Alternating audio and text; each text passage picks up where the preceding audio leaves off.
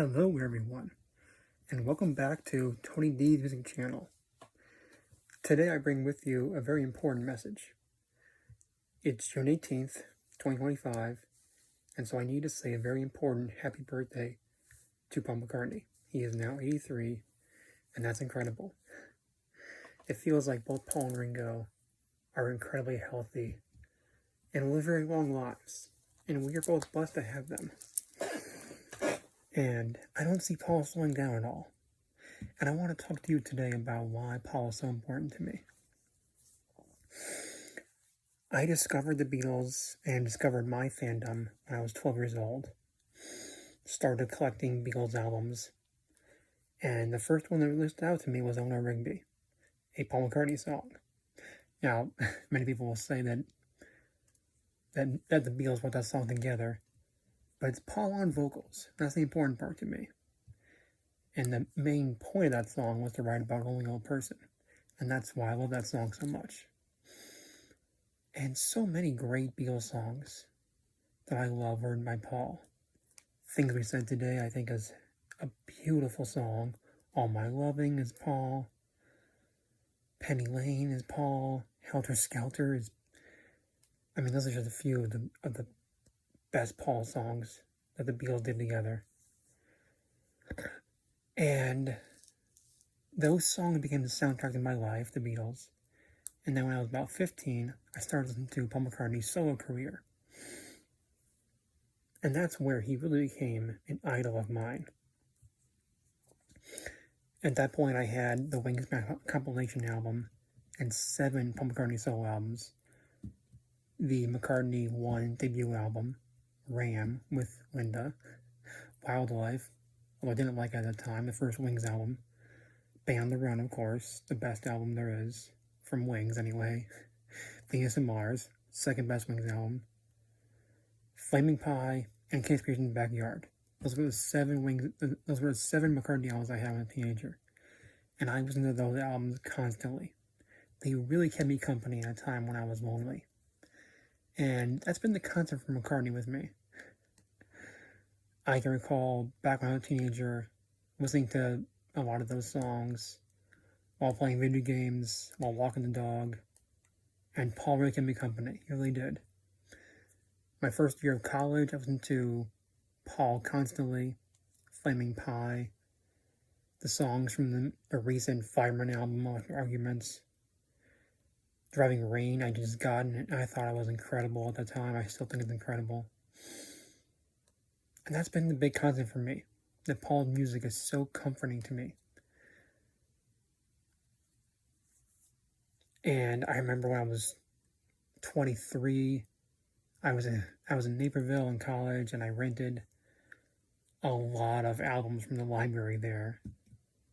It was every Paul album from the 80s, besides Broad Street, and then Paul Was Alive from the 90s, and Wings of America. Those albums kept me company so much. And a lot of those songs from Paul are just so comforting, because there's a lot of variety on those albums. And so I just want to thank Paul for comforting me throughout life, throughout lonely times. And I want to say what I think is so great about Paul at the moment. For one thing, whether it's the Beatles or Paul's solo career, there's a lot of comfort in his songs, a lot of caring, a lot of compassion, and a lot of love. And the love ballads, he has so many of them. And I Love Her, obviously, Here, There, and Everywhere, beautiful love songs. I Will was the first love song for Linda. And then, of course, Me My Maze, his greatest love song ever, arguably. It's pretty obvious. And then you have Through Our Love from the Pipes of Peace album, Only Love Remains from Press to Play, beautiful love songs. 3 beautiful love songs from '93 album, Off the Ground, Golden Earth Girl, I Owe It All to You, and Where the Open Sea. This Never Happened Before from 2005, the song Heather was a gorgeous love ballad from 2001. The song I Want to See Your Sunshine from Memory Was Full is beautiful. Is This Love and Lifelong Passion from Electric Arguments are beautiful love songs. The song New from 2013 is beautiful. Hand in Hand, I think, is quite lovely from 2018. Just so many beautiful love songs. And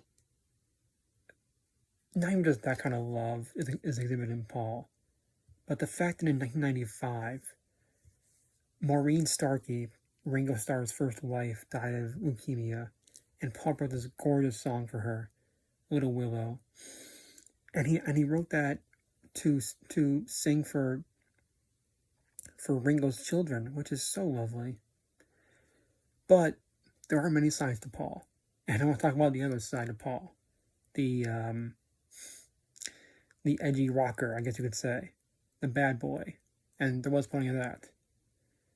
While Paul was not the first or only Beatle to enjoy recreational drugs, he was the one who was arrested for it many times. I believe first time was 71, and then in 75, and that time was after the Grammy Awards, where they just won a Grammy for Band on the Run, and Linda had to take the rep at that time because Paul needed his USA visa. And then, of course, 1980, unfortunately, in Japan. But even that didn't stop him from smoking weed illegally. He got arrested again in 83, right after Pipes of Peace came out. And I really admire him for that, because even after all that, he didn't stop that. He didn't apologize for it all. In fact, he insisted weed is more healthy than alcohol, which is very true. And I think in this century, now that weed's been legal in several states in America, he's been proven right. Nobody gets into violent arguments when they're smoking a joint, but when you're smoking cocaine or when you're drinking booze, yeah, you get pretty heated up then. And I love that Paul has so many lovely, tender ballad songs, but also so many heavy rockers, like Helter Skelter, like High High High, a song about getting high, like Beware My Love.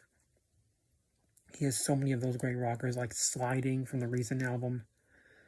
Just to name a few that I could talk about in length, that I will talk about in a later video.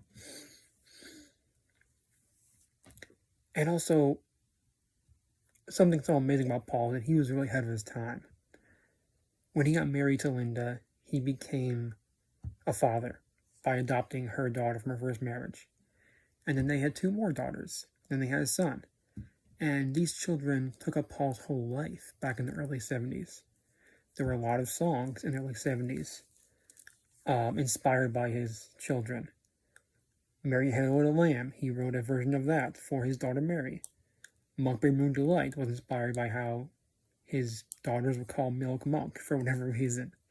And he brought his kids along on tour. On the Mary Had a Little Lamb song, Heather and Mary are singing on that song. And it's incredible that back in the 70s, Paul was derided as feminine because as a man, he loved his children. And that's him being so ahead of his time, really. People praise John for being a house husband, but Paul didn't get that same praise just a few years earlier when he was a family man. I don't think that's right. So, I just want to say that, and Paul has been with me since I was 12 years old, 15 years old. He's been with me all, his incredible comforting music has been with me all that time. And I will definitely say more about why I love Paul so much on this channel. And I'm really, really happy that I saw Paul in concert twice in 2005 in October. It was my first show ever. And then I saw Paul again in 2011 in August. I wanted to see him more than twice, but there were problems there. I remember in 2010, I kept looking online and just didn't see him coming to Chicago. And then in 2014, I could have gone to see him, but I was on the radio that night at my college. And after that, I don't know, I just missed him. And I hope he comes back to Chicago soon. Come on, Paul, what are you doing? So, thanks for watching, and yeah, I love Paul so much. He has done so much variety of music in his career. It's been so amazing to witness.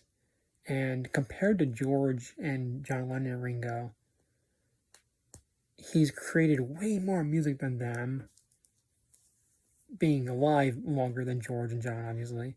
But even even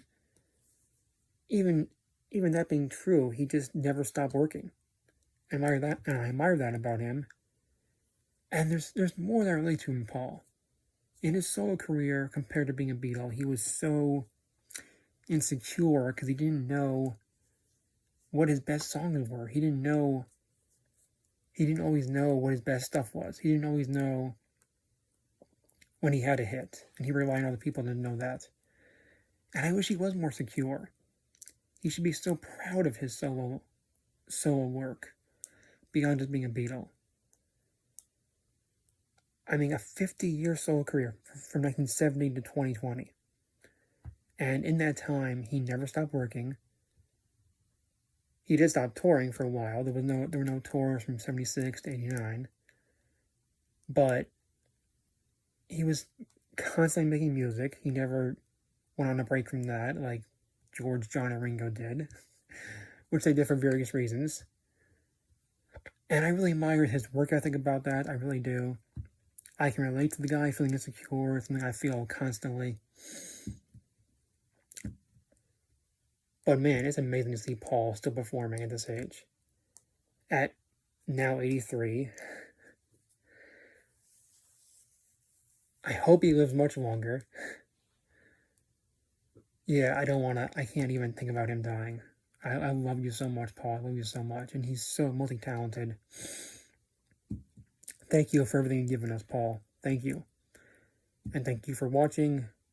Please comment and say why you love Paul. Thank you.